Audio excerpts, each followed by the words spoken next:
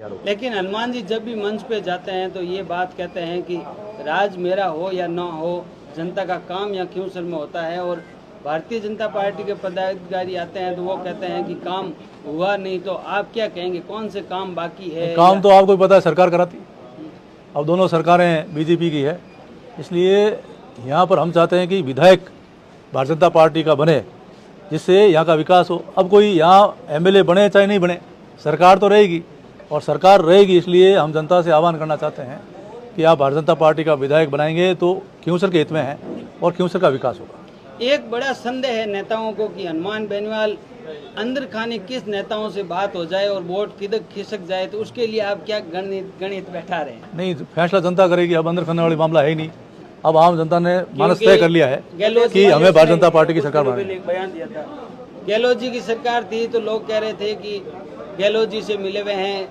और जिसमें बीजेपी की सरकार थी तो लोग कह रहे थे कि हनुमान बेनीवाल अमित शाह से मिले हुए हैं। तो इस बार बीजेपी क्या गणित मिला रही है कि किसी नेताओं से संपर्क ना हो और ये सीट निकल जाए? हम तो हमारी पार्टी के बारे में जानते हैं और पार्टी एक मुखी है, एक राय है और सभी लोग संगठित होकर चुनाव लड़ रहे हैं। हनुमान जी के मंदिर में सब ने ये शपथ ली है, संकल्प लिया है कि हमारा उम्मीदवार कमल का फूल है और हम उसको जिता के इस बार राजस्थान की विधानसभा में भेजेंगे। आप क्या मानते हैं, हनुमान बेनीवाल के पास में कौन सी कला है कि वो लगातार 25 साल से यहाँ से सीट निकाल रहे हैं और पार्टियों को मात देते आ रहे हैं? नहीं, वो कला के बारे में तो आप पत्रकार ज़्यादा जानते होंगे, लेकिन इस बार आपको पता लगेगा कि क्योंसर में आम जनता की जो मानस है वो भारतीय जनता पार्टी के पक्ष में। राजपूत समाज में बीजेपी के प्रति आक्रोश है, वो देखने को मिल रहा है, उसको लेकर राजपूत समाज से भी हमारा मिलना होगा और उनसे चर्चा करके उनकी क्या ग्रीवेंसेस है और क्या शिकायतें हैं, उनकी शिकायतों को दूर किया जाएगा। कुछ दिनों पहले ही प्रदेश उपाध्यक्ष ने यहाँ एक बयान दिया था कि जो सामने लड़ने वाला एक प्रत्याशी जो निर्दलीय उम्मीदवार बन के चुनाव लड़ता है, अब वो उनका